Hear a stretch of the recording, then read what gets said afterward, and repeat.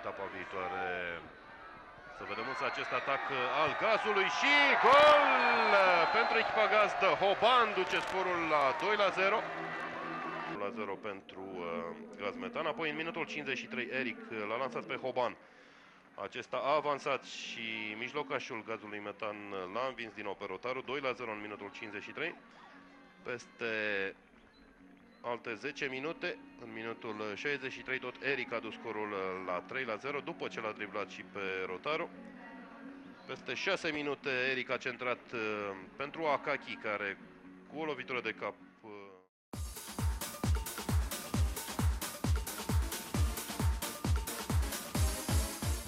și după aia mai comentăm. Impresia mea, de care nu sunt însă foarte sigur, este că iată execuția lui Eric, scoate bine Albuț de sub bară. Impresia mea, de care, repet, nu sunt foarte sigur, este că totuși contactul cu mingea, contactul între minge și mână a avut loc în interiorul suprafeței sau cumva deasupra liniei. Oricum, o fază. Hoban, pasă lungă pentru Eric. Eric, duel brazilian cu Hugo Luz, își face mingea pe stângul, șutează și extraordinar boxează mingea Kuciak.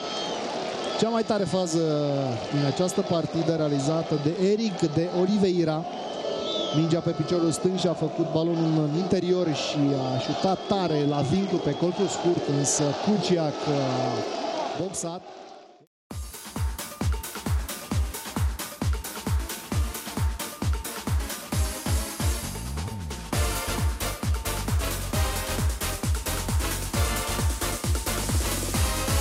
Her name was Lola. Asta nu ajută prea mult Gazul. Eric la 20 de metri. Eric, formidabil!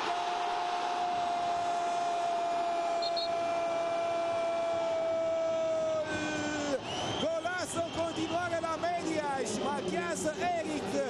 Lui Pleșca, revedem încă o dată șutul fabulos cu stângul al lui Eric și cu toate eforturile lui Marius Popa, Cluj primește gol. A fost erou Popa la penaltiul lui Eric, acum însă Medan este căzut pe gazon, este vorba de Taher Bavab. Eric, o pasă inspirată, formidabilă pentru Zaharia, gol!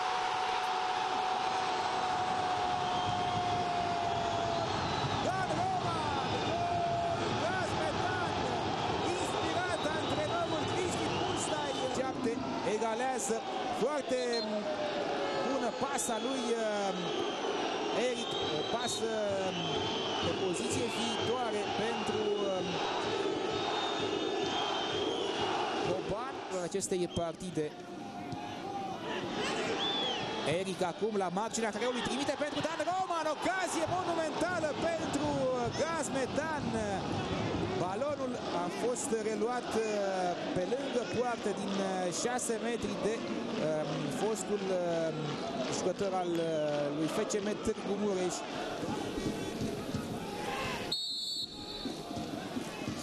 Bate Eric, lovitura liberă, o face foarte bine și este gol! Gol marcat de Gaz Metan, minutul 35, 1-0. Cu o mulțime de fotbaliști importanți. Acum primește Muntean, în careu pentru Eric, care reușește să treacă, a fost ținut de tricou, șutează Eric! Puțin pe lângă poarta lui Albuț. Cea mai mare ocazie de gol a acestei partide, în minutul 34, la o acțiune personală a lui Eric de Oliveira, fără rezultat, mingea iese direct în afara terenului. Noi revedem șutul lui Eric, cel care la un dat a fost și tras de tricou. Este rândul Mediașului să atace către poarta lui Caicea. Taher Bawab între trei adversari. Pasă bună cu călcăiul. Dan Roman era în offside și foarte bine că nu a urmărit mingea. Bawab centrează în careu. Eric cu capul. Ocazie mare, bară și din nou Dan Roman cere hands și penalti. Alexandru Tudor acordă corner pentru Gaz Metan Mediaș.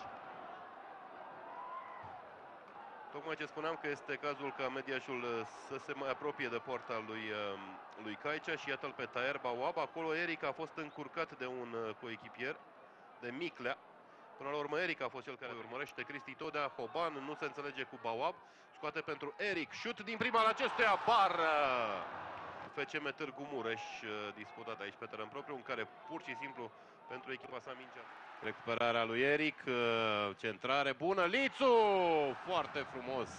Din prima a trimis atacantului Gazmetan la colțul scurt, însă Mincă a fost pe fază. Zaharia destul de absent din acest joc. Eric un șut frumos și gol! Jucătorii CFR-ului protestează la adresa centralului Dragoș Istrate. Noi revedem execuția lui Eric. Susține Ionuț Rada că jocul ar fi trebuit oprit pentru că Bud era căzut undeva în jumătatea. Îl vedem pe Eric care trage peste zid. A căutat colțul scurt al porții lui Mincă, însă mingea a trecut și peste poartă. Pe lângă poarta lui Mincă. Revedem execuția lui Eric. Minutul 20. Emanuel Cone. Nu a fost cazul. Eric, o trecere superbă. Bawab cu un control foarte bun al mingii. Eric în careu. Șut! Gol! Spectacol făcut de Eric, de Oliveira și de Taher Bawab. Și va juca luni seara în direct la Antena 1. Iată faza de mai devreme. Eric cu o pasă de geniu, apoi Taher Bawab a ținut de minge exact cât a trebuit și l-a lansat perfect pe Eric. Intrat în careu, brazilianul înscrie cu piciorul său favorit, cu stângul, la vinclu. Dan Roman vine să-i spună ceva brazilianului. Eric caută vinclul, bară doar pentru vedeta mediașului. Udă să-i simtă aproape de echipă. Bară așadar denotat în minutul și-au luat poziții în careu. Vine și Florin Dan, însă Fârtic pleacă de acolo. Va fi o centrare, nu este un șut direct pe poarta lui Eric și boxează in extremis Dragoș Balauru. Nu se gândeau cei de la FCM Târgu Mureș că Eric va trage direct pe poartă. Ei bine, Eric a ales varianta cu pământul la colțul lung și o nouă ocazie importantă pentru Gazmetan Mediaș, care a ratat. Dudiță, Todea și Eric, un trio de mijlocași foarte laborioși. Iată-l pe Eric șutând din prima și din nou Balauru, providențial pentru echipa sa. Șutul lui Eric spectaculos.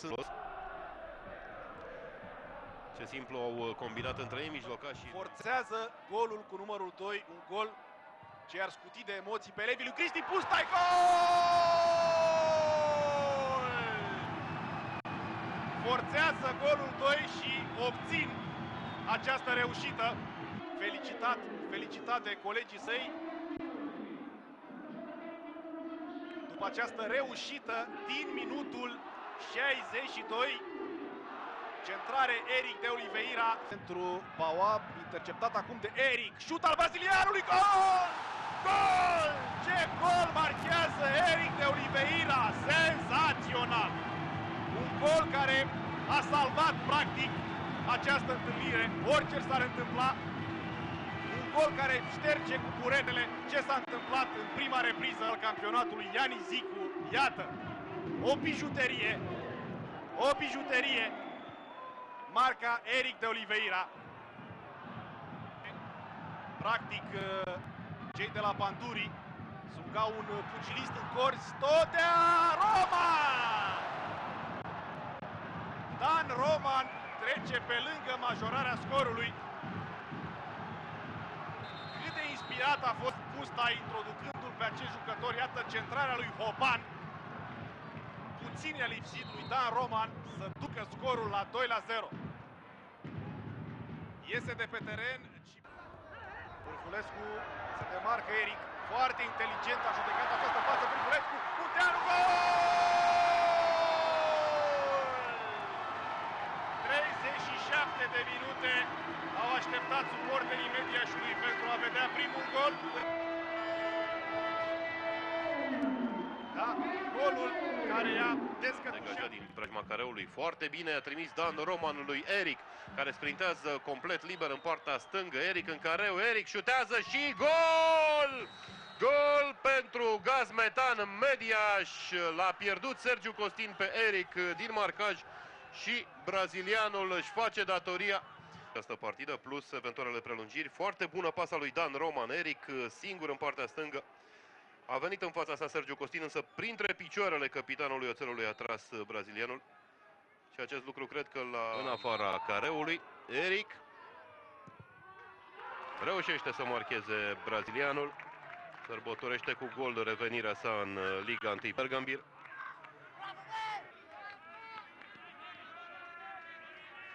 A recuperat Iasmin Târtovaț. Deposedează Eric pe Daniel Lung și scapă din nou spre poartă. Își dă seama că la viteză nu are cum să încerce. Trimite o pasă bună pentru Muntean. Muntean caută colțul scurt. În Ștefan cel Mare, după ce Gazul a fost în avantaj mult timp, șutează Eric, balonul este respins de Nuno Claro și Piccolo trimite în corner. Continuă asediul celor de la Gaz Metan Mediaș, încă și umilință, se poate ajunge departe. O echipă care își respectă adversarul, însă care Dudiță reușește să reziste atacurilor jucătorilor gazdă. O pasă acum în partea dreaptă pentru Pozeșan, Pozeșan pe care Pozeșan ratează. Pare hotărât să bată și această lovitură liberă, tot cu stângul. Eric, periculos, formidabil la rădăcina barei, iar Nuno Claro respinge în corner. Eric se dovedește în continuare briliantul celor de la Gaz Metan, o adevărată bijuterie. Oare cât va mai reuși Cristi Pustai să-l păstreze pe Eric la Gaz Metan? Cei drept în fața unui stadion gol. S-a jucat atunci cu porțile închise. O centrare a lui Eric de Oliveira și o reluare a lui Alin Lițu.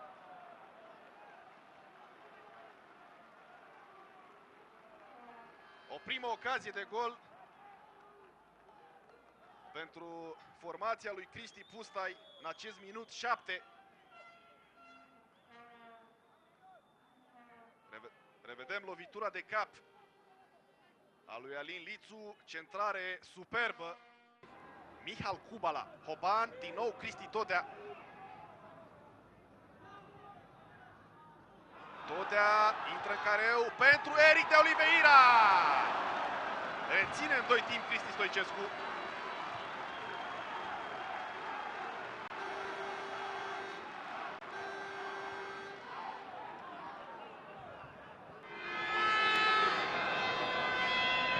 Execută Eric, o face bine și o lovitură cu capul al lui Radu Zaharia. Mingea se duce peste transversală.